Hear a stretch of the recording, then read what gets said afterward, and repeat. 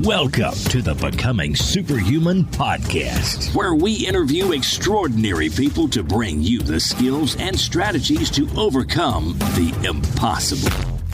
And now, here's your host, Jonathan Levy.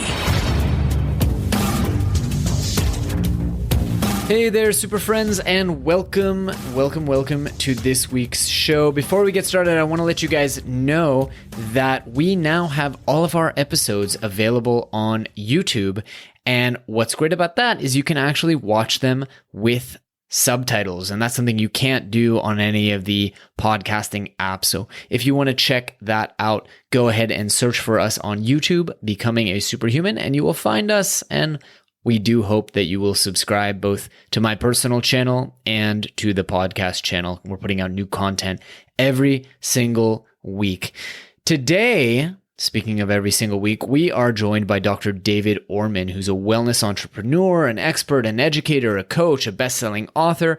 He's commonly known as Doc Wellness. Now, over the years, David has lectured at Congress, he's taught at major universities, and he's, of course, like most doctors, treated thousands and thousands of patients. But he's also an avid martial artist, and he practices no less than 5 of them, by the way. He's an expert in acupuncture and Daoism and all kinds of really, really interesting Eastern philosophies. So in this episode, I wanted to touch a little bit on Daoism because I know we've covered Ayurveda in the past, but I didn't really know anything about the ancient Chinese philosophy of Daoism. I didn't know what it was. I didn't know how to pronounce it, as you'll find out in this episode. And I didn't know how you can actually use it to excel in life, both in your health, in your abundance, everything in between. So we talk about Daoism, we talk about martial arts and what you can use martial arts for as a modern human, one who probably isn't getting into fights every day, at least I hope not. We talk about energies, we talk about how all these different pieces fit together, and of course, like most of our episodes recently, we talk about how our guest approaches learning in a unique way that allows him to learn so much about so many different topics. So I think the episode is definitely going to pique your interest and your curiosity about some of these Eastern philosophies. Of course, you won't get a full understanding. A lot of this stuff takes years and years to study, but if it does pique your curiosity, I definitely encourage you to check out the long list of really great resources that David shared with us where you can learn more and where you can explore that curiosity, which was his big takeaway for the day. Explore those curiosities. So now, without any further ado, let me present to you Dr. David Orman.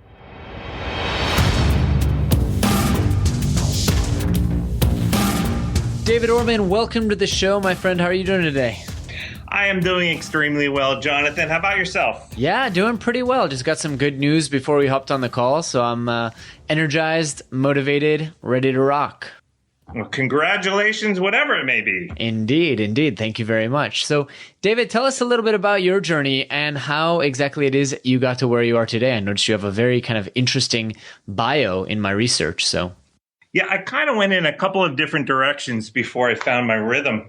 I had initially finished graduate school. I was like 22 years old, 23 years old, and I was looking to go in the field of sports psychology. But a little bit before then, my father had passed away, so that kind of very much threw me for a loop. So it took me a little while to find my legs again. In the meantime, I ended up in the counseling field, in both mental health as well as drug and alcohol counseling. And though I had some really interesting and useful moments, I was the proverbial fish out of the water.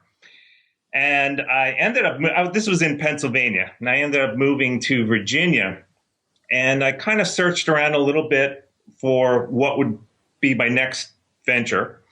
And I had come across a gentleman by the name of Dr. Wu. Dr. Wu was in Georgetown, and he had a series of what was called the Green Cross clinics, which were acupuncture clinics. And it really caught my attention. So I had spent some time with him. I had both talked to him as well as gotten treatments. And it was just an amazing experience. And I decided, well, the last thing I wanted to do was go back to school. But it was the fork in the road. So do I go back or do I just flounder about? And my passion was calling me. So I decided to pursue it. and I went to San Diego, and it was quite a remarkable experience. I had learned an enormous amount of information about not only what was being taught at the school, acupuncture, standard medicine, nutrition, herbal medicine, but I befriended a number of people, including one by the name of Dr. Victor Penzer, who would become pretty much a mentor of mine. I was about 27 or so, and Dr. Penzer was already in his mid-70s. I'm 6'1". He was about 5'2". And it was quite a discrepancy, but he was a fascinating gentleman. He was a doctor, a dentist, a lawyer, a Holocaust survivor, and best of friends with people like Albert Einstein. I would ask people, people you'd know throughout history, oh, have you ever read anything about Albert Einstein? Oh, yes, Albert. He and I were friends.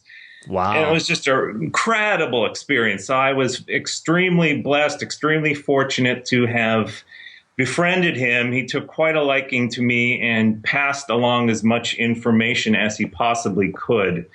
When I finished my schooling in San Diego, I had a number of opportunities to move where I wanted to go was South Florida, and a number of opportunities to set up practices in South Florida at existing places. And I looked around and I picked what I thought was the best. And it was in a little place called Pompano Beach, which is, if you know South Florida, it's kind of between Boca and Fort Lauderdale. And the clinic it turned out to be the perfect fit because it was a little bit kind of on the downslide, but there was a lot of opportunity to grow. And it turned out in about a 6-month period, I had one of the busiest, if not the busiest, natural medicine practice there. Weekly radio show, TV, the whole 9 yards. There was a medical doctor who would take care of standard medical issues along with what's called chelation therapy, which was a type of therapy that would be used for improving circulation. And I would handle things like acupuncture, hair analysis, nutrition, herbal medicine, etc. And it was very, very interesting. I treated thousands of people over several years. And then a number of patients said to me, there was an article that had come out in the New England Journal of Medicine about anti-aging. And they said, why don't you create a formula, an herbal formula? Because right now there's only the injection. It costs too much. And I'm thinking, I have time for this. So I decided, they've been good to me. I thought I was doing the favor. Little did I know. And so it took about a year or so to finally complete the formula, do the testing, find an FDA-approved lab, do all the necessary legwork. And I thought, if we sell 25 bottles of what would be called Doc Wellness Supplement, if we sold 25 bottles a month, I would be okay with that because there was a health food store in virtually every corner, and we certainly couldn't compete with pricing, and it wasn't our thing. We were into services. Well, 25 a month became 25 a week, became spreading throughout Florida. And this was at a time, I remember having this conversation with Lisa, my wife. I think this internet thing may take off one day. And so we built what might have been the ugliest website on the planet. If you remember, what was the name of that program? Microsoft Front Page. Mm-hmm. Well, we put, yellows and greens and flashing this, and it sort of looked like a website. We still started expanding. We got this scathing email from a gentleman in Singapore that said, I love your product, but, your site looks like a monkey put it together, which was, we didn't want to hear it, but nevertheless was quite accurate. And so we looked at it. By that time, we sort of had an idea of how to build and how to do the tech stuff. And we redesigned it, and then it just took off like a rocket. We ended up in 20-something countries. I closed my practice to just do that, and we've been doing that now for, 17, 18 years, somewhere in that neighborhood. Wow. So tell us a bit about the formula. What's in it? I mean, what anti-aging? That sounds pretty interesting. Anti-aging is a branch of medicine that it's starting to take off. And I can see looking at the proverbial crystal ball, 25 years down the road, 30 years down the road, I can see people having their, traditional medical doctor, maybe an alternative medical doctor, and their anti-aging specialist. Anti-aging, this particular formula combines herbs with amino acids and other types of specific ingredients that basically helps the pituitary gland release specific hormones, which research has shown helps to improve the immune system, lose weight, build muscle, a host of other things. And it can essentially either slow down, stop, or even reverse the typical signs and symptoms of aging. Interesting. And your background, you said, is in acupuncture. I wanted to touch on that a little bit because there might be someone in the audience who doesn't really know about acupuncture, and I want to get into this whole idea of Tao in a moment, but can you fill us in a little bit on acupuncture, what exactly it is, how exactly it works, and what it was that you learned from the world of acupuncture that then allowed you to create this anti-aging product? Sure. Well, acupuncture, depending on which text you read, has a history of anywhere from 3,000 to 5,000 years. And what it does, it utilizes needles that are as thin as a strand of hair typically. And think of the body as having, how do I say this? Maybe pathways or roadways. And each road should be a one-way street. And when the energy is flowing, when the cars, so to speak, are flowing properly, the person's healthy. But when the energy starts to become blocked for whatever reason, physical, lack of nutrition, lack of exercise, traumas, emotions, etc., that energy becomes blocked.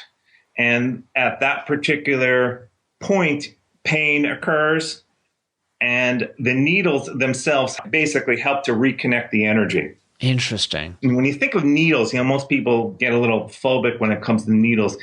The needles themselves are a little bit different. When you think of a needle as in, a dental needle, the end of it is beveled and its purpose is to cut the skin and inject, a particular liquid like Novocaine. But with the acupuncture needle, the end is actually rounded and its purpose is to weave through the skin without causing any type of damage. Okay.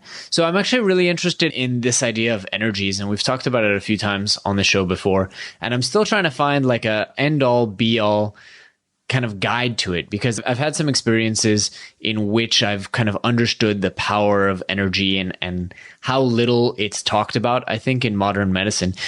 Where did you go to learn about these energies? I mean, where can a person learn a little bit more? I'm assuming the energy we're talking about is Qi, right? In most Eastern traditions?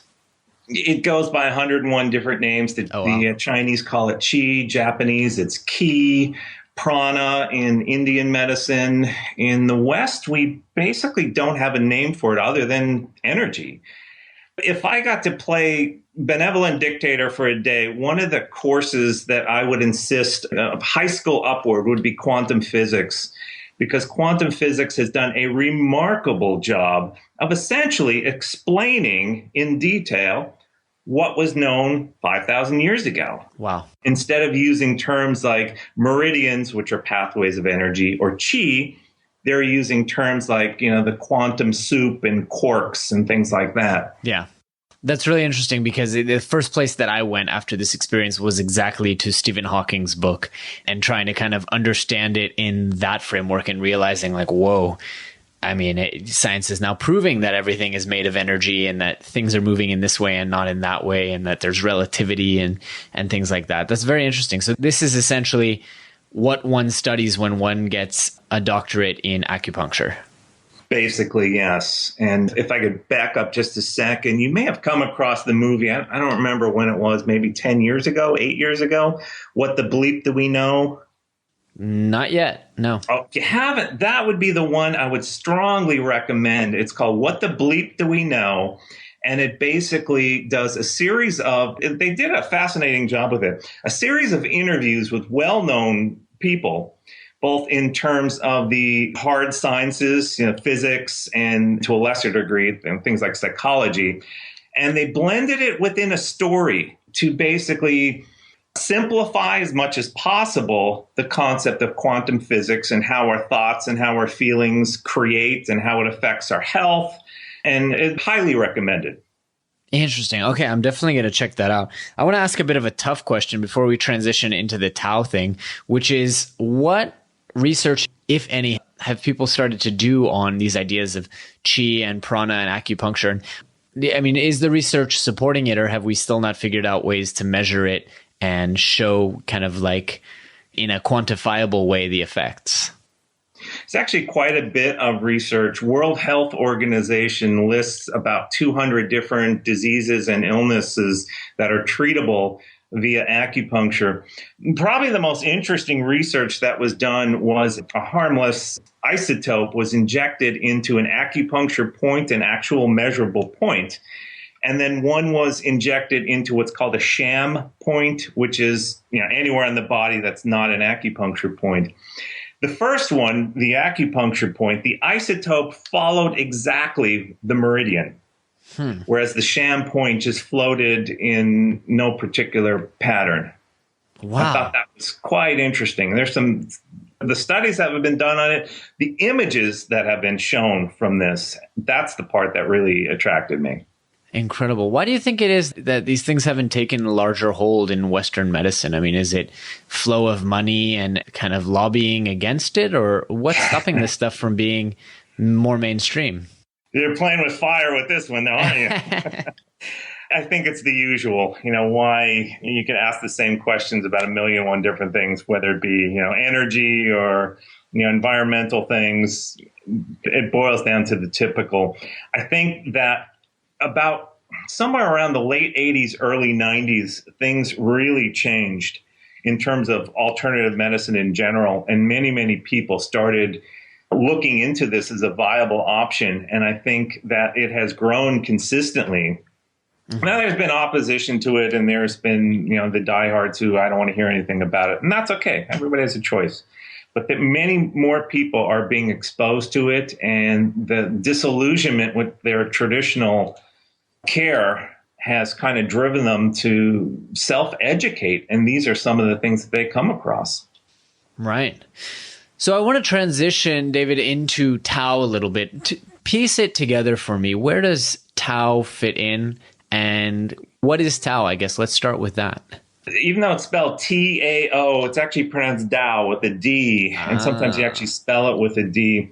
Okay. And the Tao or Daoism is the philosophy. The translation essentially is the way, which is kind of an unusual translation because the way implies that there is one specific way, one specific method or pattern, when in fact, it's not really the way as much as your way and my way. And when we follow our particular hunches or when we follow our fascination, good things happen, or great things happen, or spectacular things happen.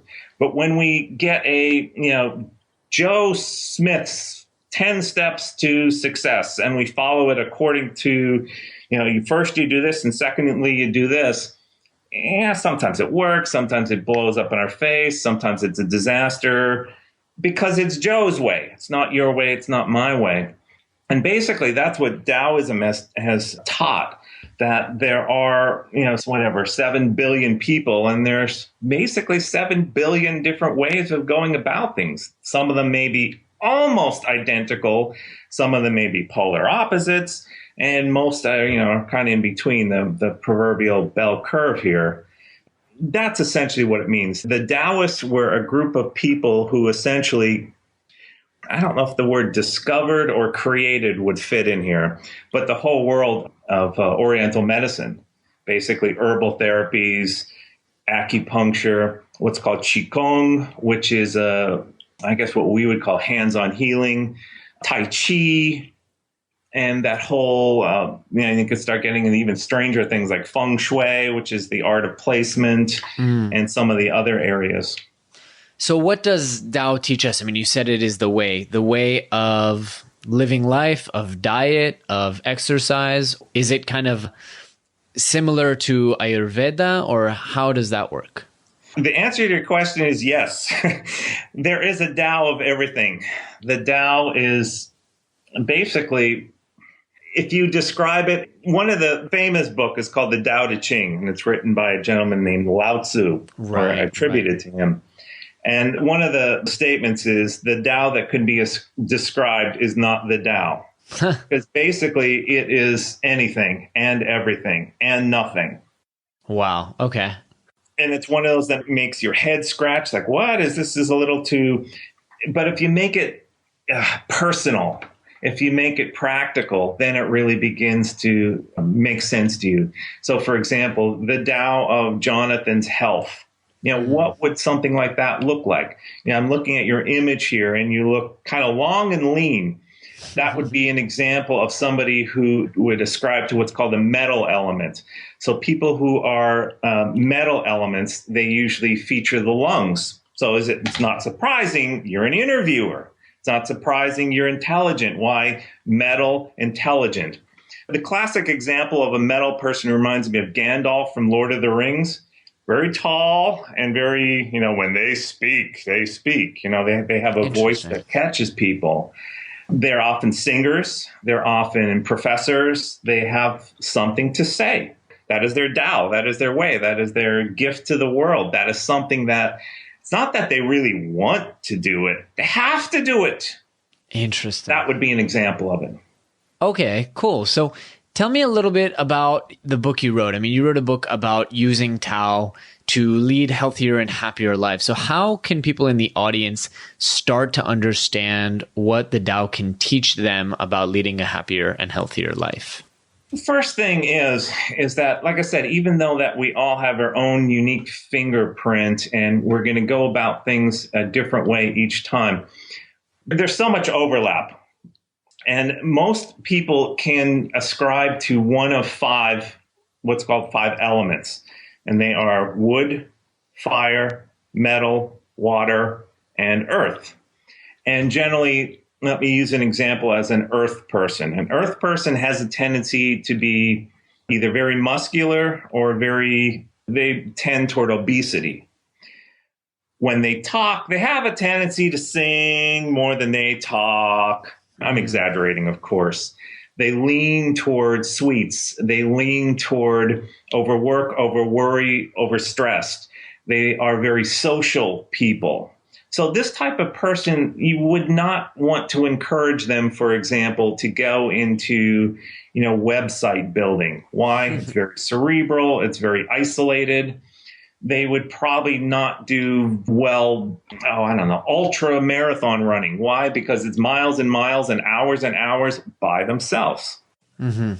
So you can get some ideas by how a person is built, by how they talk. People who are of the wood element, they're very loud. And when they shake your hand, you have to make sure all 5 fingers are still there. They let you know that here I am and welcome world. They want to leave their footprint. Mm-hmm. So maybe that's an individual that would excel in some type of leadership position. You would not want to hire that person to do, labor type stuff, because they would always say, well, here's a better way of doing it. Or here's what I want to do.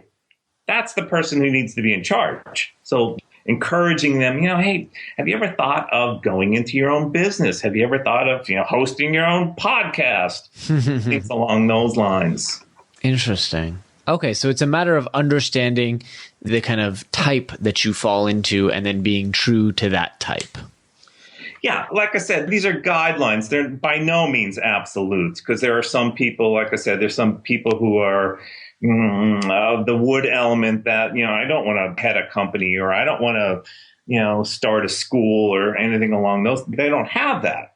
But for the most part, you get 100 people and they are considered wood element, 97 of them are going to have that tendency to want to be in charge of something. Okay. Got it. So that's very interesting. Now, I noticed you have really quite a long history with martial arts, and you've learned 5 different martial arts yourself. Where does all of that fit in, or is that kind of a separate passion and hobby of yours? Well, that's an interesting thing. With Daoism, there is no such thing as separate.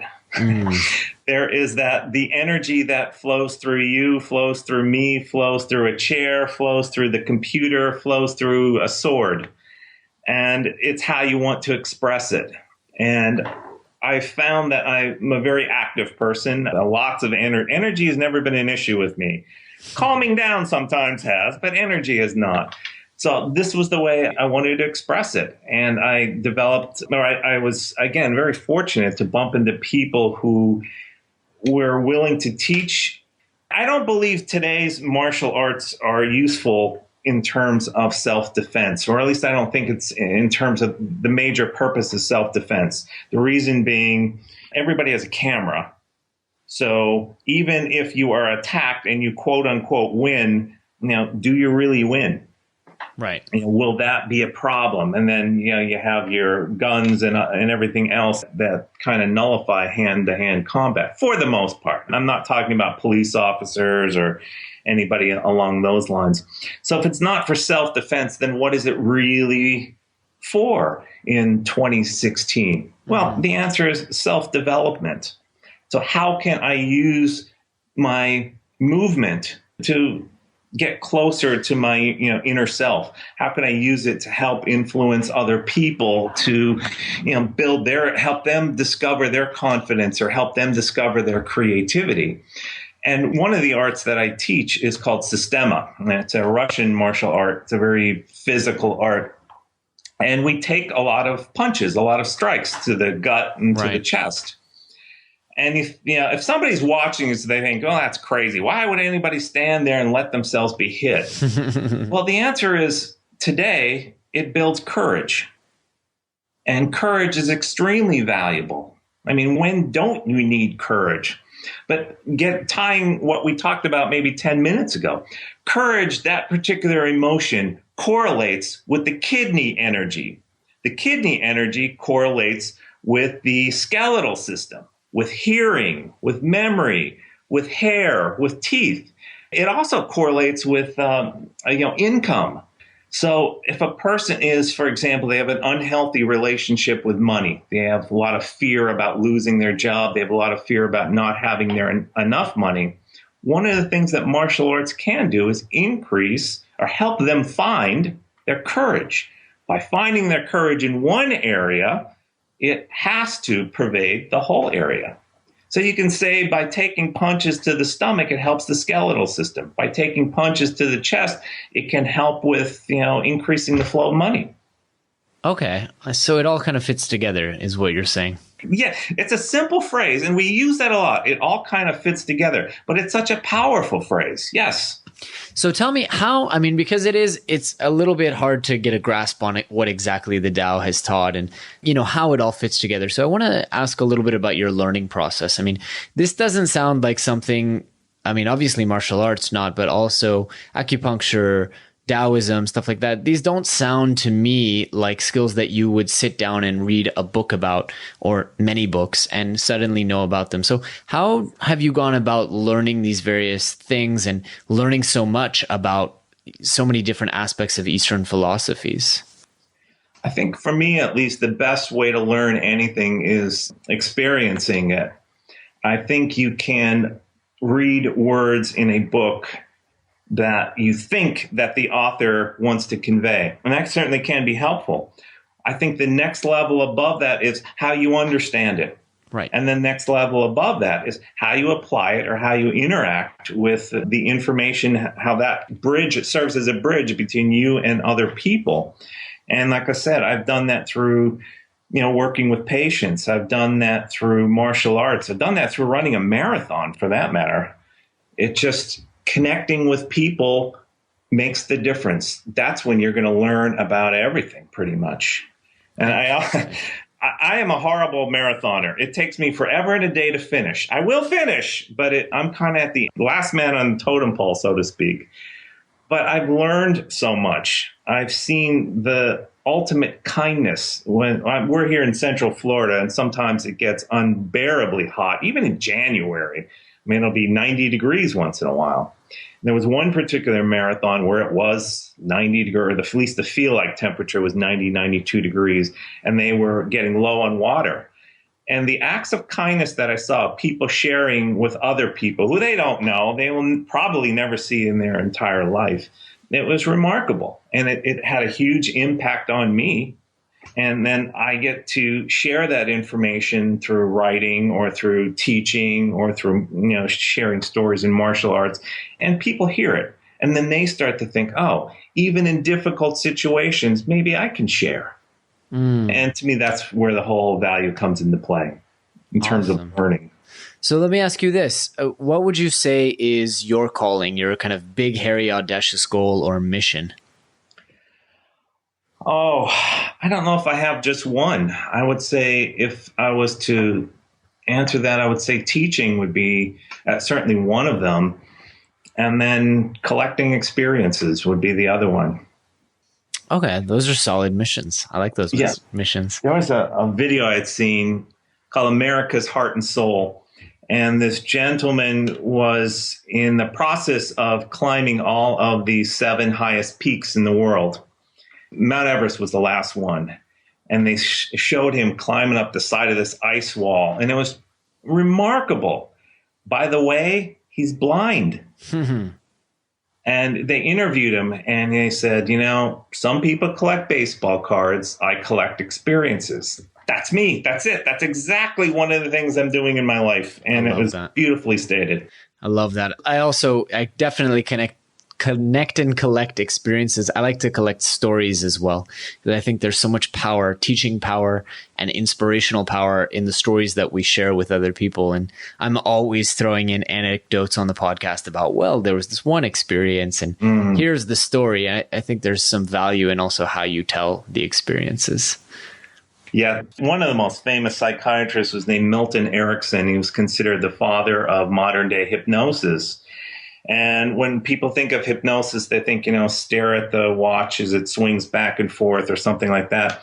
But what Dr. Erickson did was he used to tell metaphors, and they were always teaching metaphors. And people would, they weren't sure what was happening, but they knew something was happening.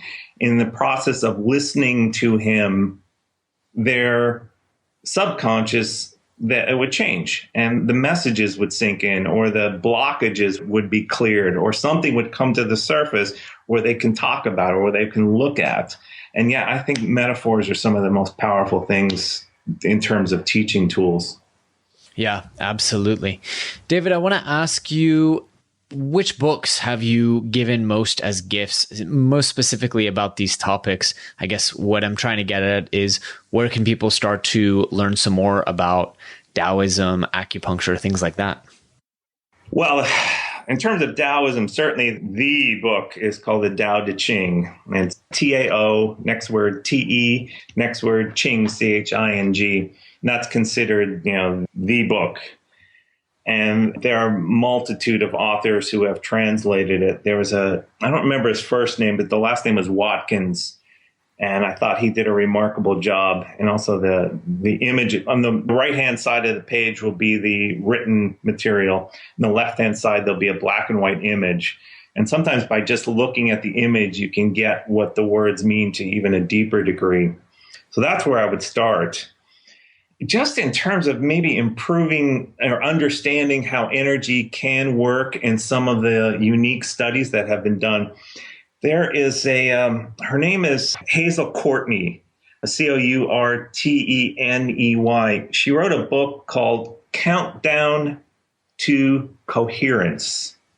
Countdown to Coherence. And I thought that was one of the most creative books that I had come across in terms of kind of blending the practical, almost a spiritual flavor along with the science of things. Very, very interesting.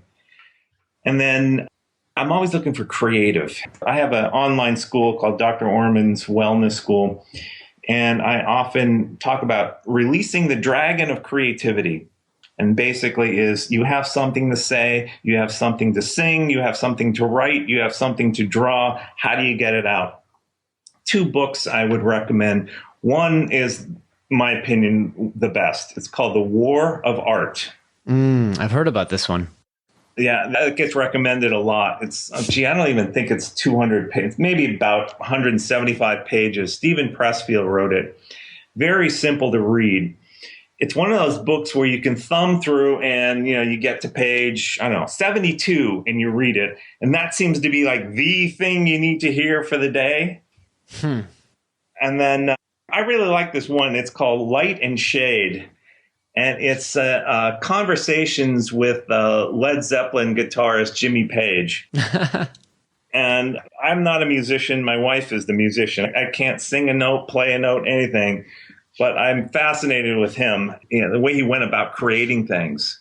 And some of his stories about creating different songs, or how he, started to implement the violin bow playing on the guitar or the theremin, and the enormous success that they had.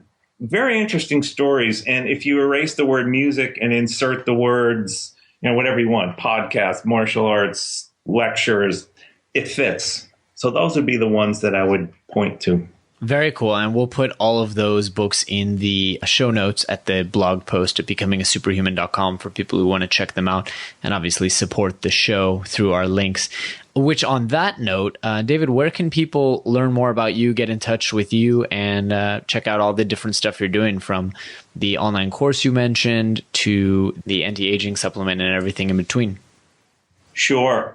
One of our main websites is Doc Wellness Supplement. And the other one is docwellnessworld.com. So docwellnessworld.com. You can learn about the supplement. You can learn about the online school. I do private one-on-one consultations, lectures, the whole 9 yards. You can also get me on Twitter at twitter.com. Doc Wellness is the term that I use. And then, of course, on Facebook. Awesome. I think I'm going to hop on and check out some of this Doc Wellness supplement. I really like the description you got here. Tired of feeling tired. Lately, I don't know, I've been feeling a little tired the last few days, so I'm going to check that out.